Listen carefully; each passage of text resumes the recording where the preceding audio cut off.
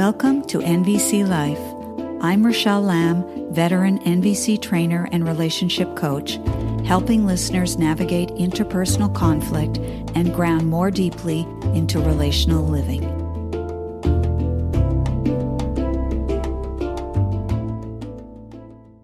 Greetings, fellow humans.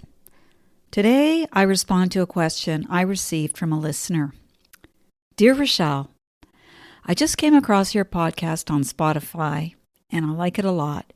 One topic that causes a lot of distress in my relationship are questions. In particular, why questions. Generally speaking, I have a great abhorrence of them. My partner loves asking them and seems to have an insatiable appetite for me to explain myself beyond my consent.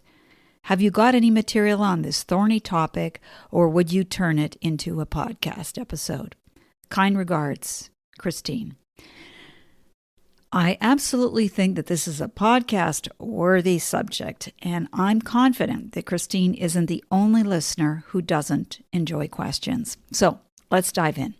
The first thought that came to me as I read Christine's question was something Marshall Rosenberg often said at his workshops: never ask a question without first revealing what's in your heart. He would especially stress the importance of this if the person who is asking the question has a position of authority.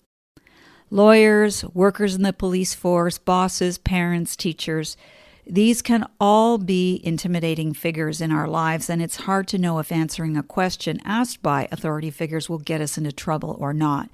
So the resistance or skepticism is perfectly understandable.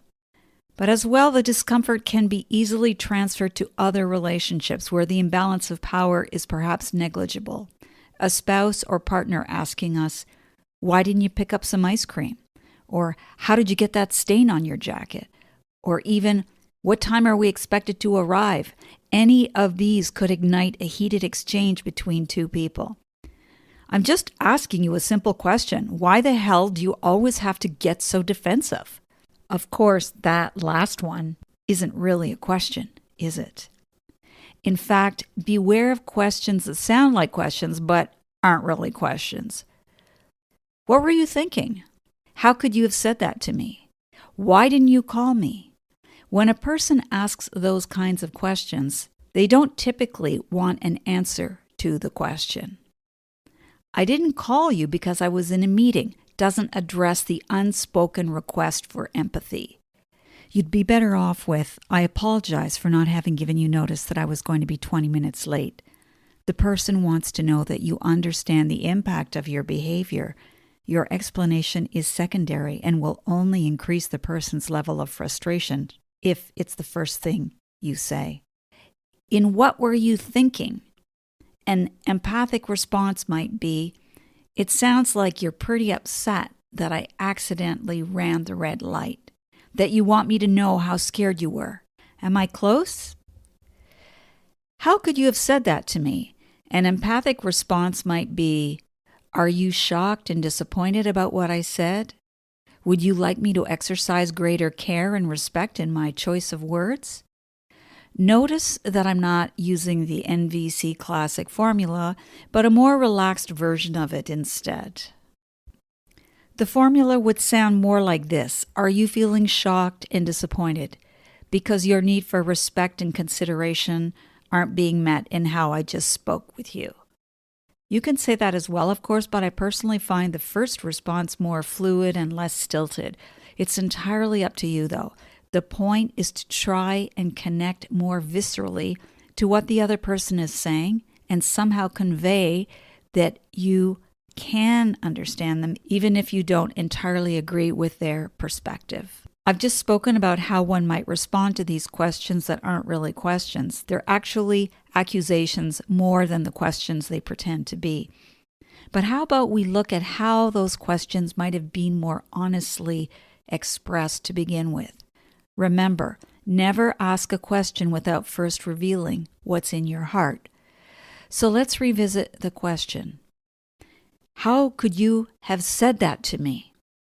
If we reformulate this one using an NVC approach and coming from our heart, we might say, Hearing you say just now that I came across as cold and indifferent at the restaurant earlier with your family, I feel shock and disappointment.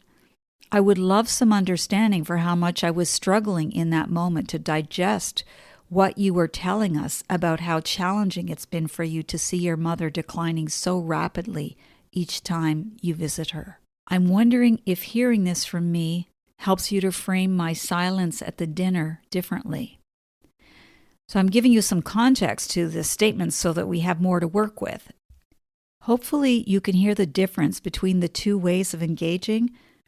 The first is the direct question that doesn't reveal what's going on. How could you have said that to me?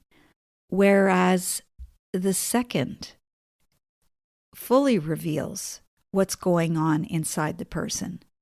And I hope you can see how the manner of approach will impact the outcome. What we say and how we say it will either bring us closer or drive us further apart. I think it's important to say at this point that not everyone feels drawn to conversations where people are being so honest and vulnerable, where they are revealing themselves in the context of their feelings and their needs. So stay alert to your own and others' often fluctuating levels of openness and desire for close contact. Remember those two sayings, familiarity breeds contempt, and distance makes the heart grow fonder. And we often vacillate between these two. The idea isn't to be in perpetual deep connection with others. Better is to be in connection with life itself and to have some regard for its various seasons. I want to restate Christine's question at this point because there's another layer that I perceive in there. Her question: generally speaking, I have a great abhorrence of questions. My partner loves asking them and seems to have an insatiable appetite for me to explain myself beyond my consent. What stands out for me here is the place where insatiable appetite meets beyond my consent, which could easily be described as discrepancies desire, a term typically applied to sexual intimacy, but it can apply equally to levels of desire vis-a-vis internal or external pressure a person might feel around revealing oneself, or expectations around wanting to know another person beyond that person's comfort level. I would really need some examples of the kinds of questions being asked here. Are the questions being asked in a genuine attempt to better understand your motives and or behaviors? Let's imagine that the answer is yes. Your partner really wants to better know you. I would encourage anyone who finds themselves in this situation and possibly cringing at the thought of having a partner better know you, spend some time reflecting on some questions that I'm going to offer up. I also want to say here that there is no just right amount of revealing. Rather, we want to track how our revealing and how our withholding impact our relationships with others and with ourselves. Pay attention to this, for instance. A good number of people confess to feeling desperately lonely, despite being in a stable relationship. Is this you? Why is that? As much as we say we want to be close to someone, we can also fear the closeness we seek. Why? Most often this relates to our early childhood experiences. Either our primary caregiver's love, care, and attention was mostly absent, inconstant, or engulfing, or a combination thereof. And as much as we might theoretically and mentally understand how history has shaped us, these fears can be deeply embedded within our bodies. The issues are in the tissues, as you might have heard before. And so our unmet needs of being fully seen, embraced, and accepted on a deep visceral level and at a time when it mattered most in our early development can continue to afflict our interactions even decades after the injury has been sustained. We may not even have a memory of it.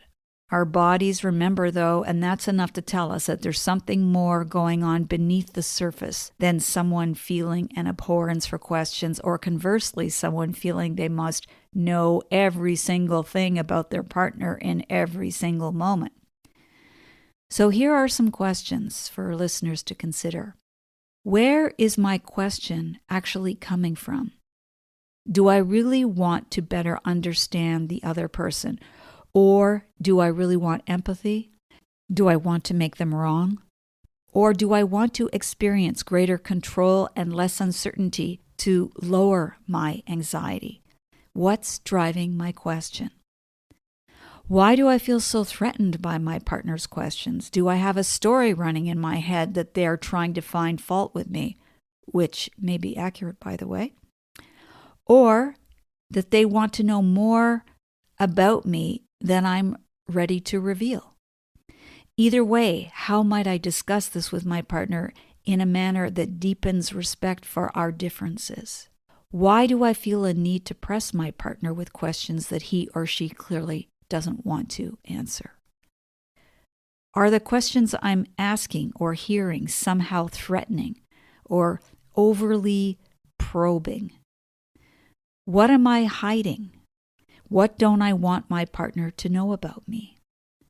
How much do I ultimately trust or not trust my partner? Humans are complex and at times full of contradiction. There are some parts of myself that on the one hand, I genuinely want to share with another person. And yet on the other hand, I feel too afraid to share. Why is that? What purpose does it serve? And in what ways does it interfere with me having full and meaningful relationships?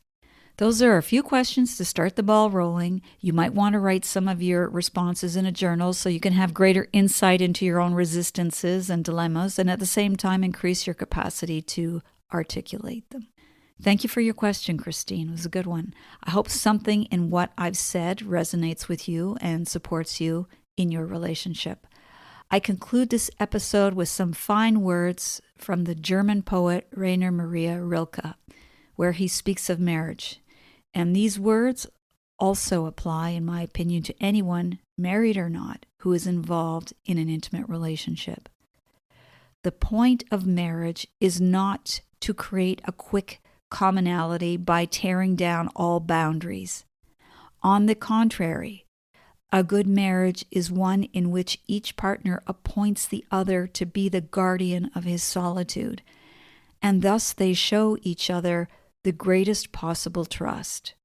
A merging of two people is an impossibility, and where it seems to exist, it is a hemming in, a mutual consent that robs one party or both parties of their fullest freedom and development.